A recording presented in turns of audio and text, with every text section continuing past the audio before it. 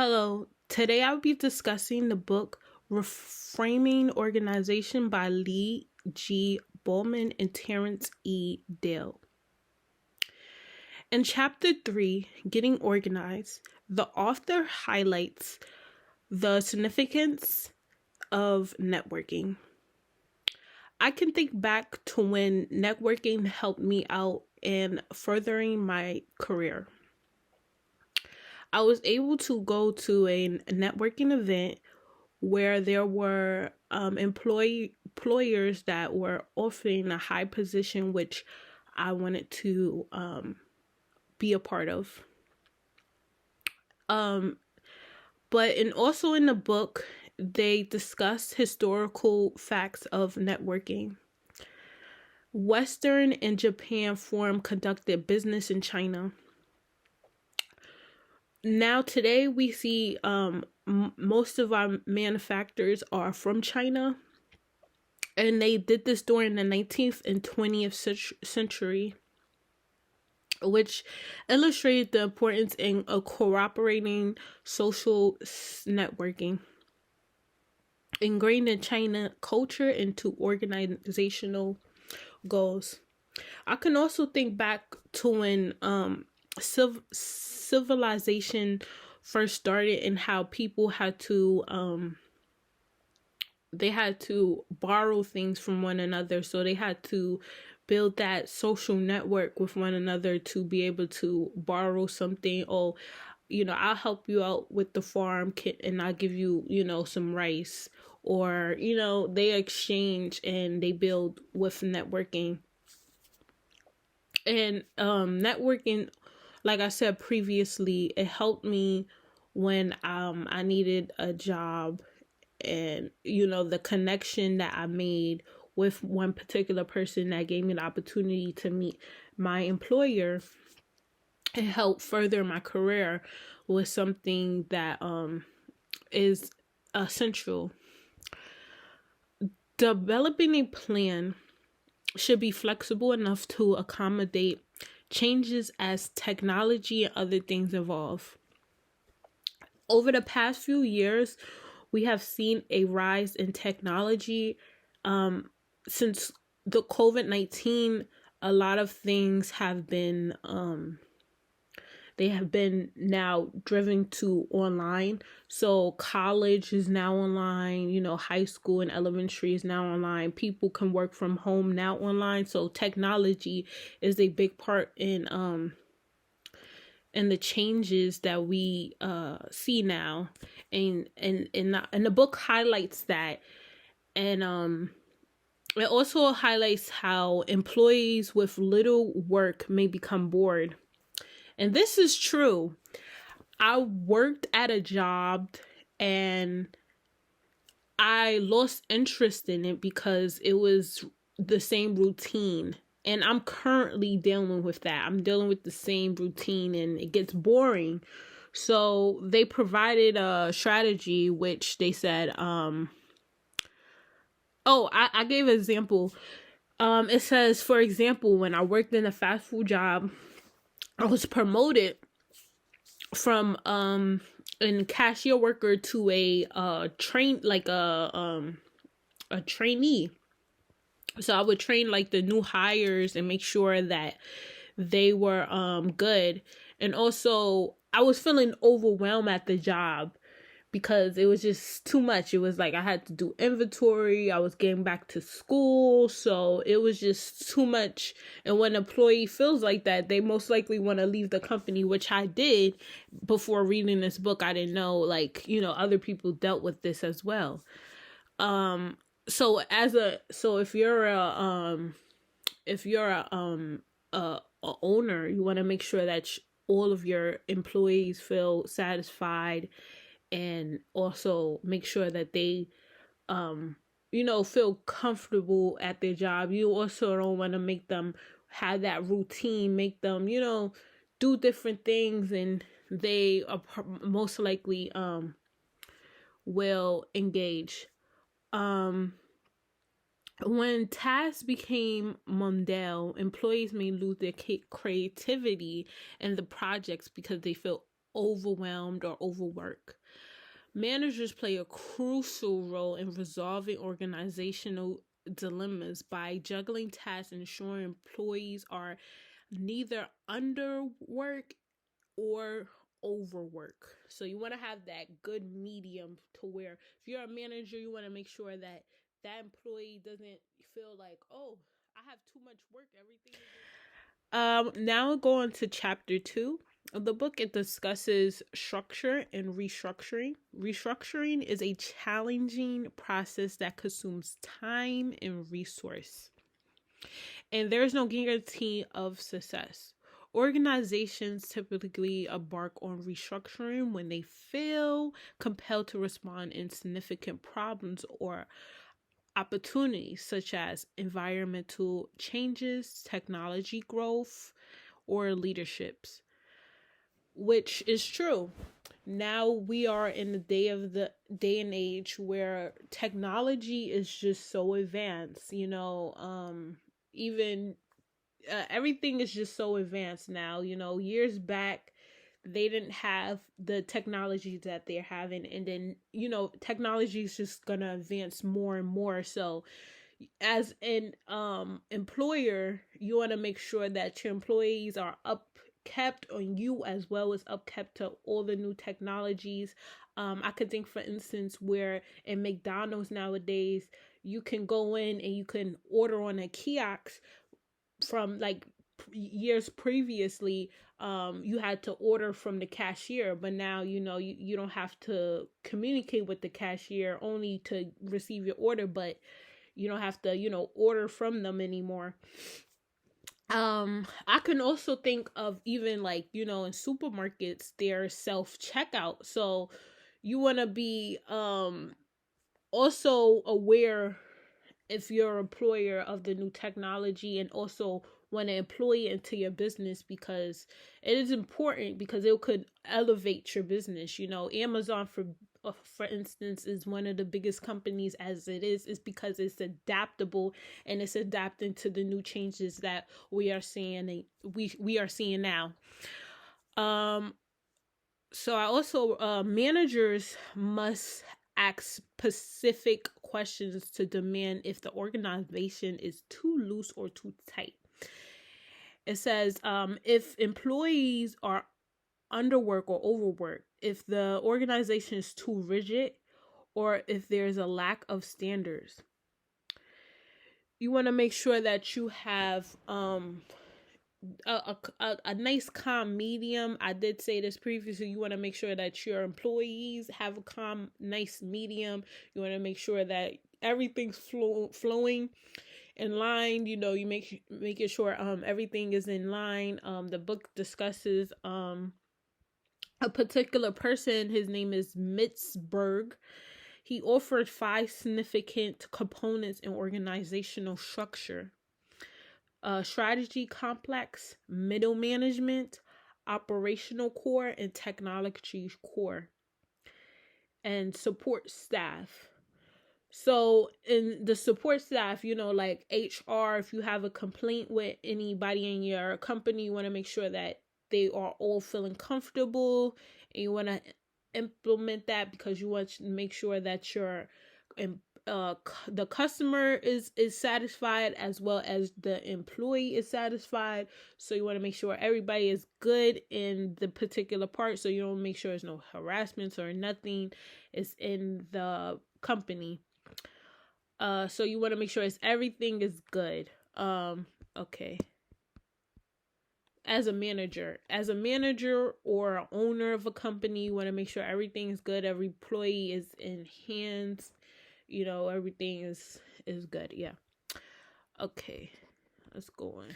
Now I'll be discussing chapter 5. How organizations and team structures can be complex, but we can understand and adjust. So in the book, it referenced sports. So in the NBA, like in the sports field, you have baseball, basketball, football, soccer, so on and so forth. You have these sports, and what sports illustrates, it illustrates teamwork. So you want to use that same illustration of sports where they have, their teamwork. You want to element that into your business as well. So you want to make sure that people are working as a team, because one person is better, but a bunch of people is greater. So you want to make sure everybody knows their role in the team, and everybody is comfortable in the team, and everybody's recognized. I can think back to when I worked on group projects in college, and I worked with a team, and sometimes you may get some people that may not want to give it their all in the team, but you want to still encourage them to still work in the team. But I could remember back when I was in, I think, my first semester, and it was the introduction of business class. I had to do a group project. It was required for all of us to do a group project, and I was in a group. Our first assignment, we all had our parts in it, but I chose the same people from the previous group assignment, because I trusted them. We accomplished the goals that we wanted to accomplish when we first did the assignment, so I trusted them. So when the second assignment came around, I didn't expect that one of the people wasn't gonna do the assignment. So it was kind of hard, because one particular person didn't want to help the whole group. So now, as a group, we gotta go down under, because this one particular person doesn't want to, contribute. So, I reached out to the person to see, to get some updates from them, but they probably had personal issues to why they couldn't, submit the assignment, because I did my part, the other person did their part, and I didn't want to do that person part, because it was a group effort, so I tried to do their part at the last second, but it was a bunch of miscommunication. So when I didn't receive a grade from that particular assignment, and they I didn't go back to that group again. I had to choose a different group that was more prepared and ready to do their assignments, and not me picking up another person part. So I could think back of that. So when you are in a successful group, nothing but the stars. When you're in a group where everybody know their part, and everybody understands their role, and they understand they're in the team, and they want to accomplish the same goals as you, it's going to be fantastic. But if you have that one person, that one rotten apple, it can become challenging for the whole group, so that's why in sports, like I said before, they all help one another out. You see one person is lacking, they come and support that person. And I should have did that. I should have still did the assignment for that person, because they was in the group and they probably was going through something. But I honestly felt like it was their part. They were supposed to do it, and it is what it is. But yeah, so it brings up leaders must recognize when rules of the game change, and redesign the structure. Organizations need people, and people need organizations. However, their needs are not always aligned. Individuals may feel neglected or oppressed, or organizations may suffer because they withdraw the effort of work against organizational purposes. So that's what the book discusses, and it happened to me. So it is absolutely true. So that a person can withdraw from the group, and then the organization, it can crumble because that one particular person isn't, you know, a part of the group. Now I'll be discussing chapter 6, people and organizations. The book discusses how Amazon workers were encouraged to question each other's ideas in long and late meetings and held standards that were unreasonable. The author describes Amazon workers as tough, with both white collar workers and blue collar workers facing challenges. The tension between Amazon workers and warehouse workers came to a head during the COVID-19 pandemic, when the demand of packages skyrocketed. I said previously before, like, Amazon is a company, it's a great company, but I think they have had a lot of issues with the employees wise, but with the customer, I think their issue is they want to satisfy the customers more than they want to satisfy their employees, which that's where you get like a little, button heads in with the employees, where they're gonna wanna, they're gonna file more lawsuits, and it's gonna be more issues with your company when you have your employees, not dissatisfied. So as an employee, you want to make sure that, not employee, as an owner, you want to make sure that your employees is satisfied as well as your customers is satisfied. And during the COVID-19, I could think, for instance, of me ordering a bunch of packages. To this day, I just am a shopaholic, so I just shop all the time, like on Amazon, because it has everything. So I'm a customer, but I could only imagine as an employee dealing with, packages, and I heard they were in hot, sweaty, sweatshops. So as a employee, I'm not so satisfied with Amazon, and I feel like Amazon, they are a company. I think they started in the late 90s, early 2000s, Jeff Bezos, and his wife.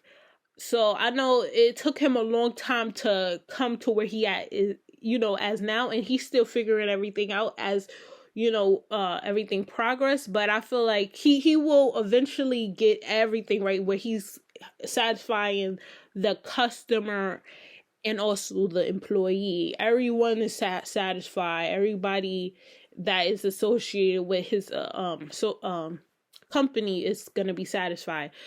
So also they discuss Abraham Maslow in 1954. He stated that people are motivated by various needs, and he grouped them into 5 categories: psychological, safety, love / belonging, esteem, and self-actualization. And I agree with that. As a person, you want to feel, especially as in a company, you feel like you belong in there. You feel the love in the company. As in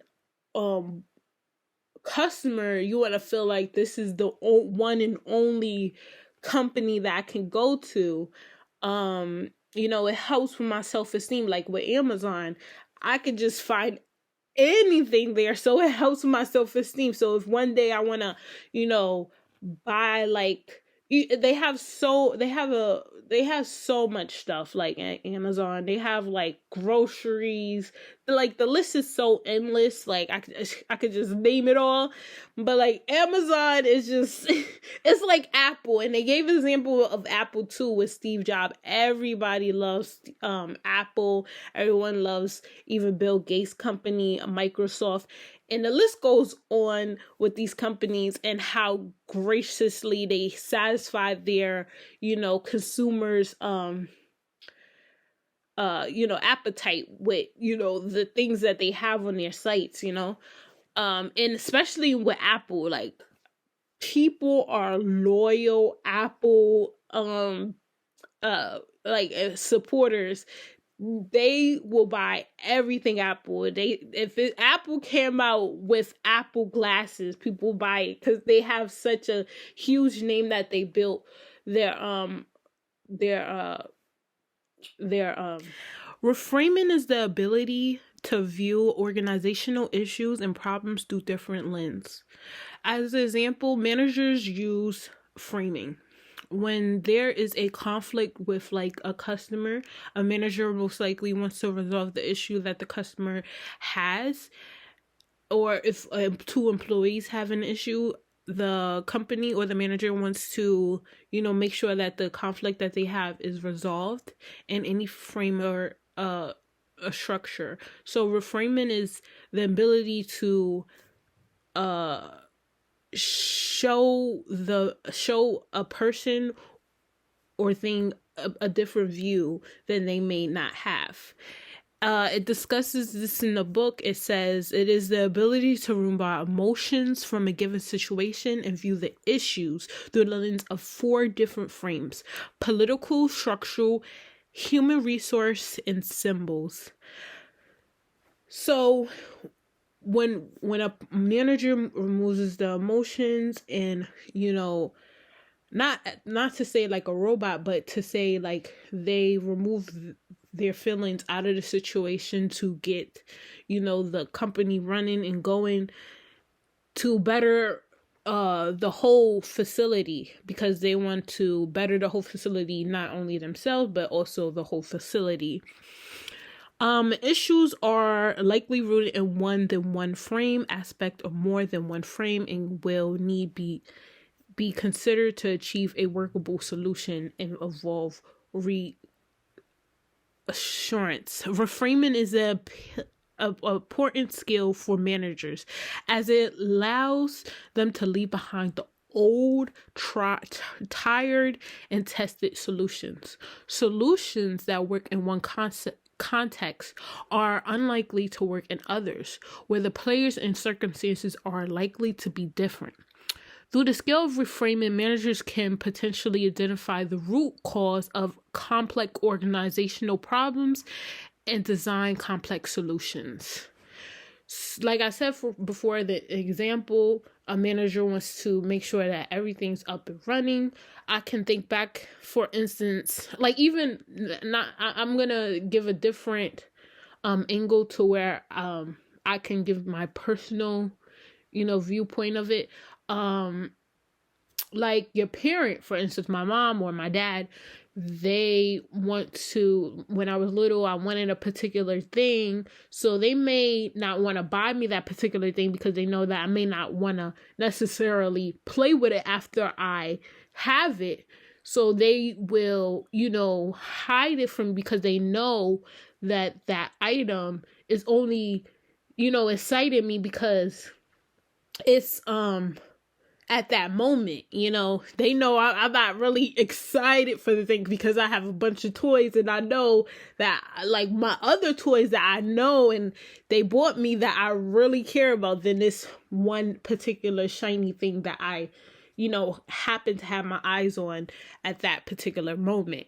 So they may refrain me from getting that particular thing and, moving it in a different direction, from me.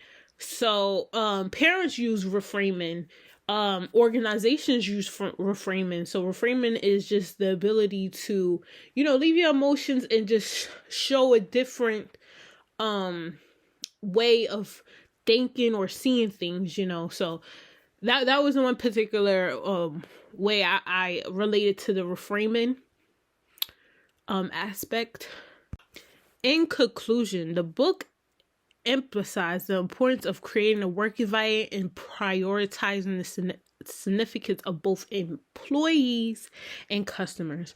When employees find satisfaction and meaning in their work, organizations can effectively utilize their talents and energy, leading to a long, successful growth.